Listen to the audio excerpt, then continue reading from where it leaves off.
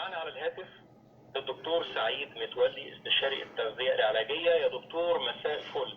مساء الفل على حضرتك وعلى كل مستمعين إذاعة البرنامج العام. كل سنة وحضرتك طيب يا دكتور. الحقيقة مقدمة حضرتك جميلة جدا وحضرتك في خير وصحة يا رب. ربنا يكرمك يا رب.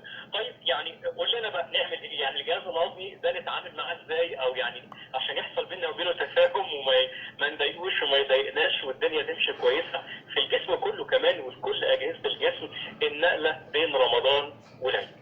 الحقيقة احنا علينا من الموقف ده بداية رمضان. الأول بنبدأ حاضرين و23 يوم، وبعد كده اتفرجنا في الصيام أول يوم وثاني يوم صيام. كان الصيام عندنا محسوس، لكن دلوقتي بعد رمضان ما ينتهي لازم نعرف ان رمضان له مختلف بمعنى ان تدرج سياسه الاخر مهمه جدا، ان نبتعد عن التخبط المعوي وعن الجهاز الهضمي والعادات اللي نبدا فيها مشكله كبيره. نبدا العيد بتاعك العيد ذاته كتير قوي عاليه السكريات عاليه. هنا لازم ننتبه فترة نمط صحي جدد خلفيات لكن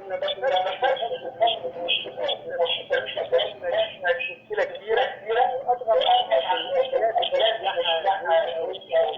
الحاجات برضه يعني رفع متعمد لو يتحمل جميل عادة أسرع عندنا مشكلات. لا إن أنا كل حاجة بتقدم الأول وبعد كده من العمليات أربط سهل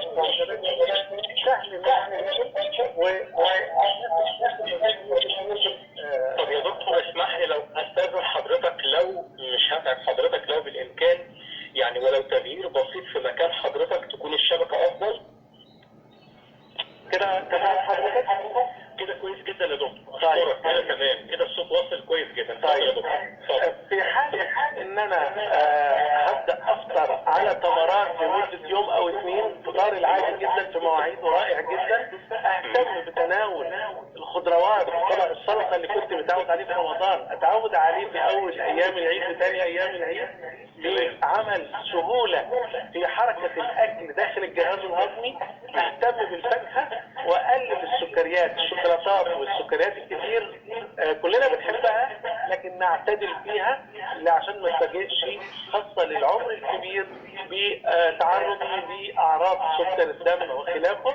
الدهون الكتير بقى والأكلات الدسمة يعني أكون مقتصد فيها قدر الإمكان من باب الصحة ومن باب أن أحافظ على وزني، خصوصا ان كتير مننا النهارده منحنى الصحه بتاعه عالي جدا، وزنه نزل، وكمان قولون سليم. الناس كانت بتتعلم القولون النهارده افضل كتير.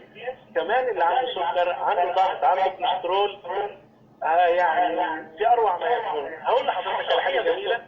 طب صح يا دكتور، طب اتفضل كمل لان انا ليا سؤال مهم جدا في النقطه دي، بس اتفضل كمل حضرتك. الحقيقه ان الابحاث العلميه في الفتره اللي فاتت دي فاجئتنا بشيء جميل جدا. حديث النبي كلنا عارفينه اللي بيقول صوموا تصحوا.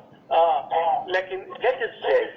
النخاع العصبي في جسم الانسان بيخلق اثناء الصيام وبعد مرور فتره من الصيام، خاصه للناس اللي بتشتغل بتبقى نايمه طول اليوم، يعني بيخلق نوع من الخلايا اسمها الخلايا الملتهمه اللي بتتغذى عليها حضرتك على الخلايا المسنه، الخلايا الممرضه والخلايا المرضيه اللي عنده سرطان او عنده فشل كبدي او عنده حاجات كتير جدا داخل اجهزه الجسم المختلفه.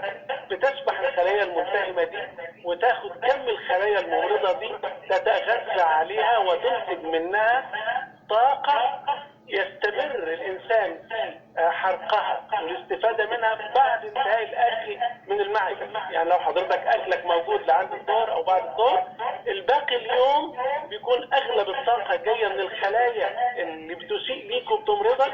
وهنا الاجهزه بعد فتره من الصيام تاكد ان اجهزتك الصحيه كلها اروع ما يكون وده كان نواه لعمل مستشفيات في ألمانيا للعلاج بالصيام. فتخيل مدى العلم يثبت مصداق ديننا ونبينا عليه الصلاة والسلام. عليه الصلاه والسلام. والحقيقه هو ده كان السؤال اللي كنت اساله يا دكتور، ايه اللي بيحصل في الجسم خلال الصيام؟ فحضرتك يعني اشكرك على الاجابه، انك وضحت للناس الصيام بيعمل معانا ايه. يعني الواحد يبقى في رمضان وصايم ويقدر يعمل حاجات فيها مجهود ما كانش بيقدر يعمله في غير رمضان. حضرتك لو الناس اللي بتعاني من الكوليسترول الزياده، وعندنا الحته دي طفره كبيره قوي في زياده اعداد المصابين بالكوليسترول وامراض القلب، الصيام حل جذري لاغلب الحالات. الناس اللي عندها سكر واعراض السكر والكبد، الصيام حل جذري للامراض دي. لو انا عايز ابسط كبدي باي ادويه، لا، الصيام اكبر منشط للكبد مع شرب الميه باعتدال. لو انا عايز انزل وزن، مفيش افضل. احنا سمعنا كتير عن الرجيم، عن الصيام المتقطع والنصب المختلفه. لا، هو افضل صيام هو الصيام الاسلامي، لكن فقط اتبعه بافطار معتدل صحي باغذيه طبيعيه، وان انا ما ارهقش معدتي وجهازي الهضمي بعد الافطار بكم كبير من الاغذيه اللي كلها دسم وكلها يعني بعوض اللي فات. لا، ده انا بنسق حياتي وانظمها على وضع صحي تدوم معايا الصحه والحياه. السؤال بقى التقليدي اللي بيتقال كل عيد، الكحك. يعني كيفيه الناس تاكل وتتبسط وكل حاجه، لكن من غير ما يحصل اضرار صحيه. شوف حضرتك، تخيل انك بتاكل منتج غذائي نص وزنه دهون. يعني الكعك اللي البيوت بيعملوه، لو كيلو كعك دي بيتحط عليه نص كيلو سمن، والبسكويت ربع كيلو سمن. فتخيل قد ايه انت بتاكل، يعني دهون قد ايه. يعني ممكن نستعيد وزننا ونسبب زياده في كميه الدهون داخل الدم، ونعرض نفسنا لدهون ثلاثيه وكوليسترول زياده وازمات قلبيه. عشان ايه يعني؟ خاصه ان الدهون اللي موجوده كلها مش دهون طبيعيه، مش زبد بلدي او سمنه بلدي، لكن اغلبها سمنه نباتي مهدرج او يعني عايز اقول لك نباتيه وحاجات اللي هي الجديده اللي بنشوفها دلوقتي، وحاجات تانية. اصنصات ما اعرفش تدي روايح كعك، واصنصات صناعيه تدي لون وطعم. الحاجات دي كلها ثقل كبير يا جماعه على الكبد. يعني انا يستحق مني الكبد بتاعي ان انا اتعبه كده واعاني منه عشان وجبات؟ طب اوكي، انا اكل كعكايه، اكل كام بسكويته، بس مش هتبقى وجبه يعني مش اضغط عليه قوي. طب لو هاكل بقى اكلات الرنجه والحاجات اللي اراعي جدا ان انا قبلها اخد المشروبات العطريه، الشاي الاخضر، اليانسون، الجنزبيل، واثناء تناولي بيها مهم جدا الليمون والبصل والبقدونس والجرجير.